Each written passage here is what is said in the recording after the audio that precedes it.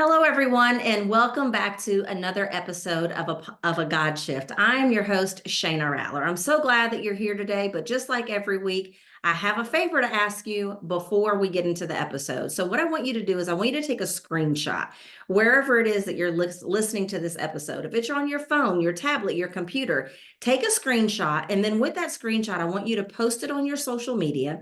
Tag us here at A God Shift. And then I just want to hear your biggest aha moment or your biggest takeaway from this episode. And the reason why I ask you to do that is not because I really care about downloads or all the statistics that can be associated with a show like this, but what I do recognize is that there's a lot of believers out there that really want to do their part in upholding Christian values, and many of them just don't know where to start.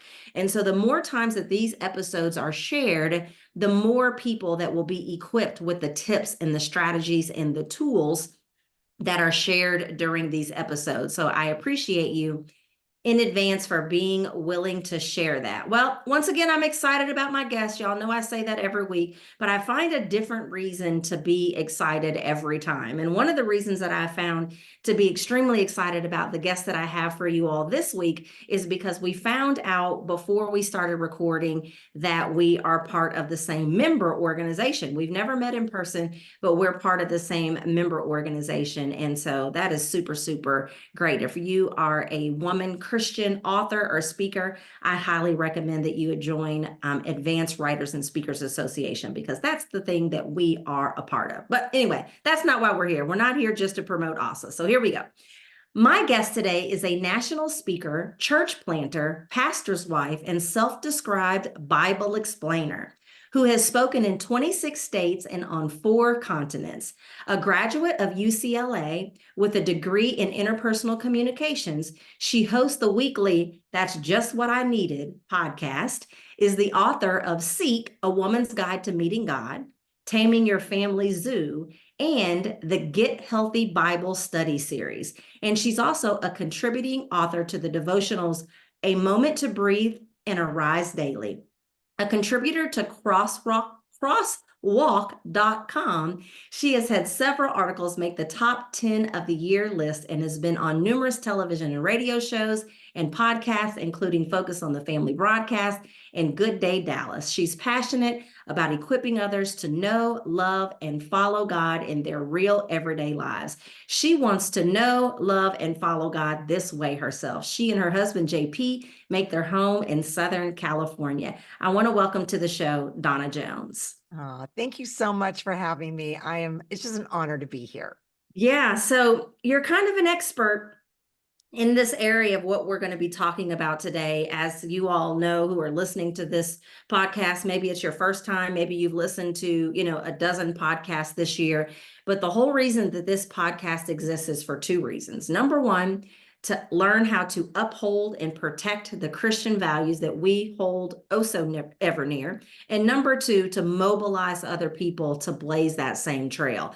And what I know is that sometimes, depending on what the value is that we're trying to uphold, or depending on the person that we're speaking to, sometimes these conversations can cause conflict. And Donna, you are kind of an expert in this area. And so what I think I want to start by talking about is when we look at managing conflict in our lives, regardless of what our mission is. Like, our mission listening to this show is how we uphold Christian values. But at any point of our lives, if we're going to better understand how to manage conflict, what would you say to us about how our choices actually play a role in managing conflict? Well, wow, that's such a great question. Choices are huge. They're everything. And I think that when it comes to conflict, oftentimes we tend to hope that other people make better ones. Yes. But, as much as we would want other people to make better choices, we have no control over other people. We only have control over ourselves. Yeah. So as Christians, it's really important that we look first to ourselves and just think, what are the choices I'm making in the midst of this conflict? Now, as you know, I just came out with a new book called Healthy Conflict, Peaceful Life. And the subtitle I absolutely love the subtitle because whenever I say the subtitle to a person, people go, oh my gosh, that's what I need. So here's the subtitle: A Biblical Guide to Communicating Thoughts, Feelings, and Opinions with Grace, Truth, and Zero Regret. And to your point about upholding spiritual values, there's an art, a biblical art to being able to do that, but to also do it in a way that is filled with grace and truth so that we don't hang our head in regret and go, wow, I totally blew that. I Yeah. didn't represent Christ well, or I caused that person to maybe, uh, be repelled by Christianity versus uh, being compelled toward Jesus. So, I mean, Yeah. this is a really big deal that we understand how to handle conflict in a healthy and holy way. When you were talking, I was thinking about, you said something about oftentimes, our hope is that other people will make better Mhm. choices or that they'll make choices the way that we make them. And one of the things that I have learned over the years, and I haven't 100% mastered this if I'm being transparent, but one of the things I have learned and continue to learn over the years is to do the best that I can, not to judge someone else's chapter 1 against my chapter 20, because there's Mm. a lot of choices and decisions that I probably made in my chapter 1 that is very similar to the choices that they made in their chapter 1. And I think sometimes it can be very easy for us to see life through the lens of which we are currently living it. And then with that, we just assume that everyone should know what we know, think the way we think, do what we do. And my dad, bless his heart, rest his soul, he told me a long time ago, he said, Shayna, your life would be so much better if you would stop expecting people to do things the way that you do them.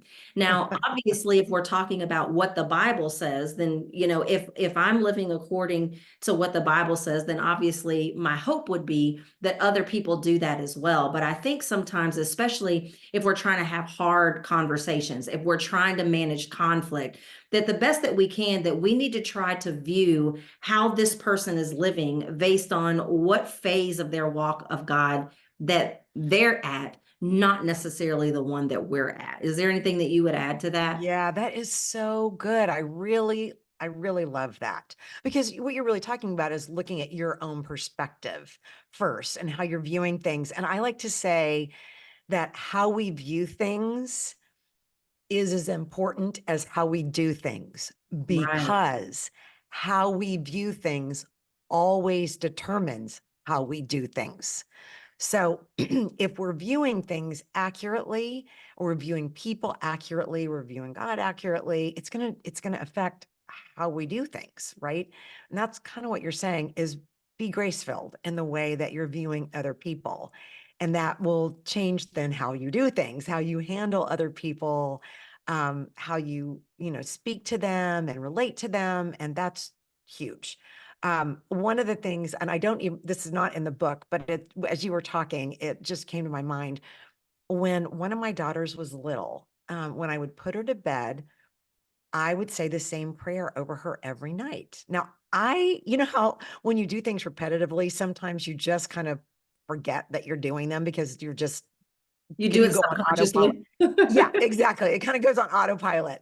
But she actually reminded me that I had prayed this over her. And I would say at the very end of my prayer for her, Dear Lord, please help Kylie choose to do what's right, Yeah. even if everyone around her chooses wrong. Mm, And I think that we embrace that as Christians, just in terms of like wanting to do the right thing in the way we live. But I think it's just as important that we embrace that in how we handle conflict. I So agree. let's just say we're in a conflict with our spouse or our coworker or our neighbor or a political somebody that has a different political opinion than us. If we could just the prayer that could help us the most is, okay, Lord, give me the humility to choose to do right even if everybody else around here chooses wrong. Even if Yeah. the way they're handling this is not the right way, just help me choose to do the right thing and do it the right way. So that's just huge, I think. I think that that was a great prayer for you to pray over your daughter.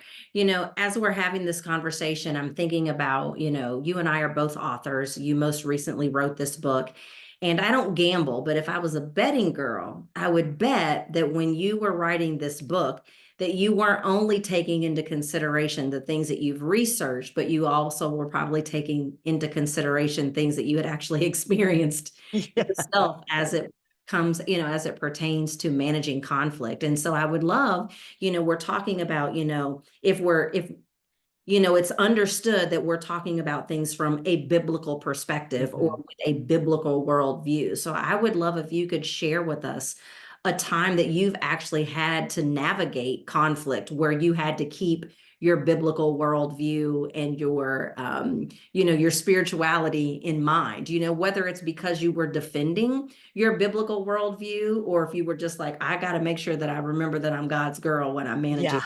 conflict. Yeah, that's such a good question. Because, I mean, the reality is, if I could have written a book, Shayna, that was like how to eradicate conflict from your life for all time, I would have written that book. That would be great. But Correct. we can't. That's just not reality. So then the question is, well, okay, so how do I handle it well? How do I handle it in a way that I don't hang my head and regret and think, why did I handle it that way? With Yeah. either it's with my spouse, my kids, my in-laws, my, church members, you fill in the blank, right? So one of my favorite chapters in the book is actually a chapter where I talk about the single most important thing that is necessary to resolve conflicts well. And I bring this up in answer to your question because oftentimes when we're thinking about conflict, we think about, okay, well, what do I need to do to make this relationship better? Or, Yeah. what's the right thing to say? What's the wrong thing to say? We think about an action. But actually, Shayna, the most important thing is not an action, it's an attitude. Wow. And that attitude is humility. And when you think about it, I mean, humility is really the hallmark of a Christian. And with that, I mean, because the antithesis to that is pride, right? Mhm.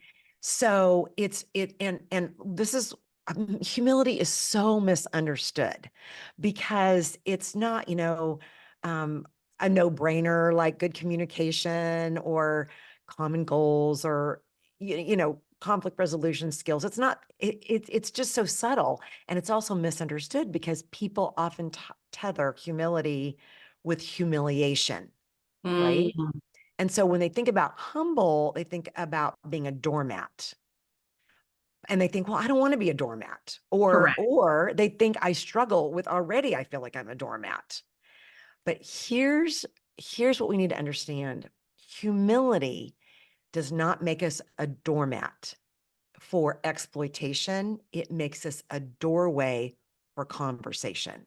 That's so good. So humility, pride, let's just talk about pride first. Pride versus a conflict, excuse me, pride views a conflict as you versus me. So it's you and you against me, like my opinion against your opinion, my perspective against your opinion, perspective, my wants against your wants, right? It's my way against your way. That's you versus me. Yeah. But humility is you and me. So it's you and me against the problem. Yeah, that's good. And that is a game changer, right? Because it puts you on the same side uh, of a person, and then you can tackle the problem together. And you know what? Even if you have vastly different worldviews, you can find common ground. Like, Yeah. gosh, both of us want to have happy, healthy families, right? Or both of us want this world to be a better place. Now, we might think the way to get there is different, but we can find some common ground, which puts you and me against the problem. So we don't become really adversarial with people. And it kind of opens up the doorway, if we're humble, to allow conversation to take place versus allow things to go south really quickly. I also think that it opens the door for you to actually be heard and received. Because Yes. even if a person doesn't immediately change the way they think or immediately change their actions, you at Mhm. least increase the chances that they're going to at least hear what it is that you have to say if you approach it in the manner that you're talking about versus all of the ways that we could do it that would be the opposite of being humble. You talked about pride.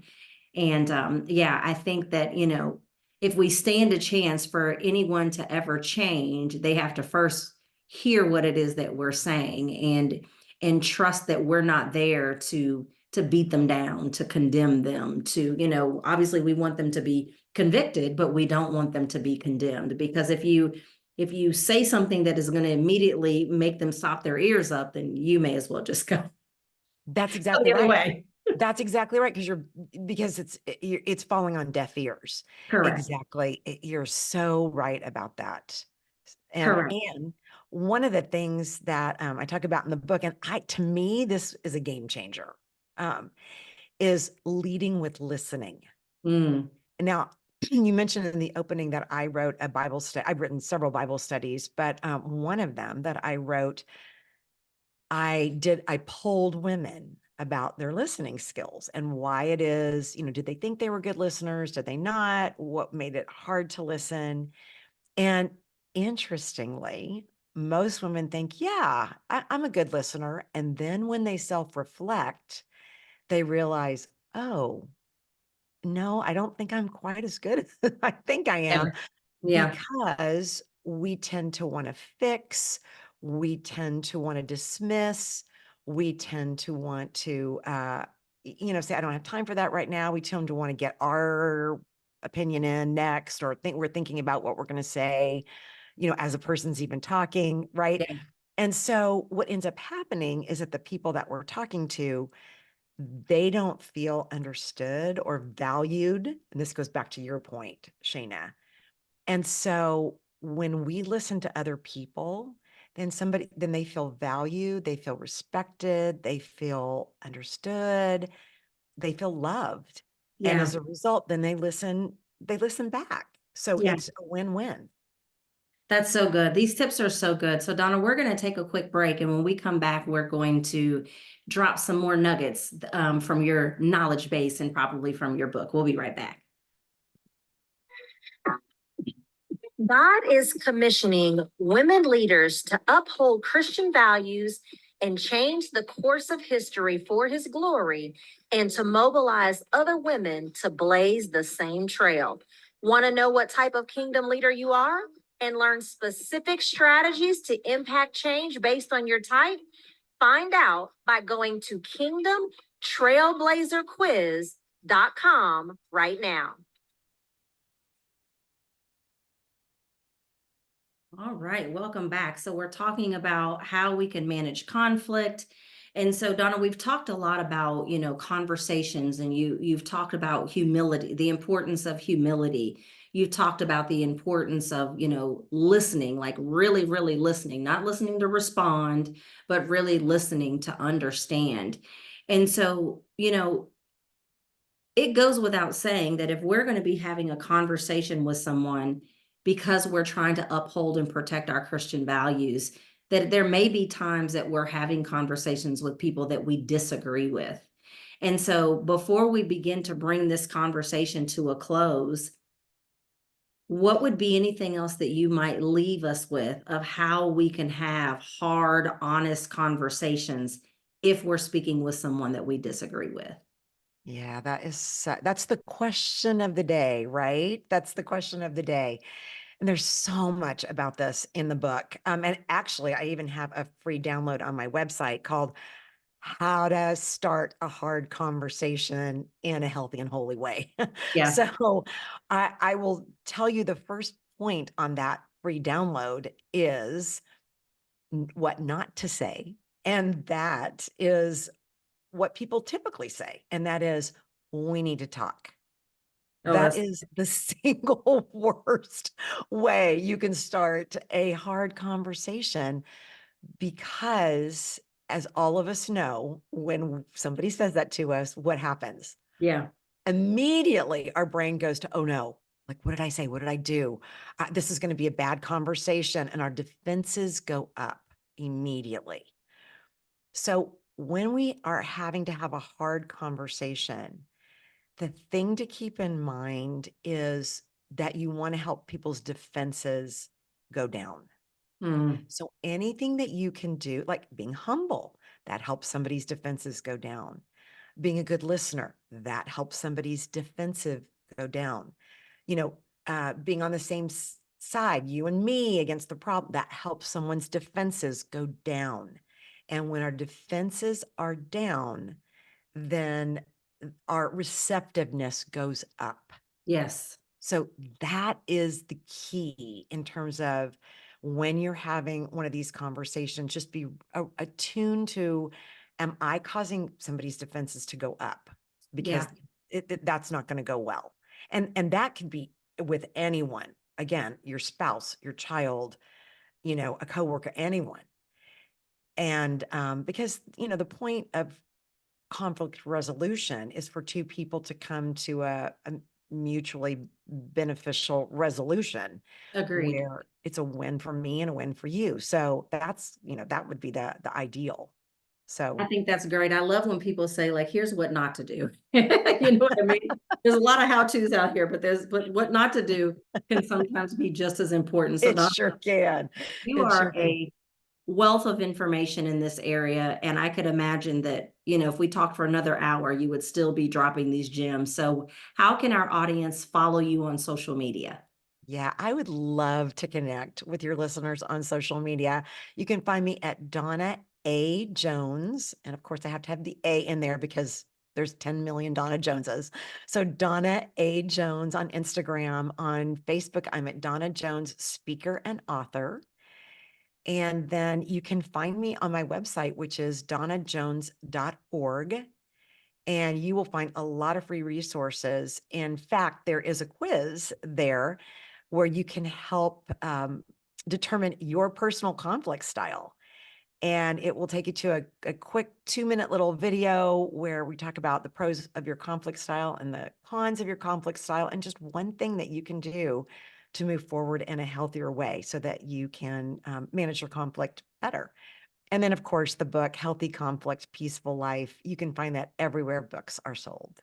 Awesome. Well, I thank you for being here. This has helped me. I know it's helped other people. Y'all share this because obviously, the reason why I do what I do is because I am committed in this season to upholding Christian values, but people need to learn how to manage conflict in every area of their lives, regardless of what their individual assignments are. And so share this far and wide so that people can learn to manage conflict better, because I do believe that that's going to be one of the key things that are going to shift things in the world that we are today. So I pray that this episode has blessed you and that you will consider going back and listening to previous and future episodes as well. Everyone have a great day. Bye-bye.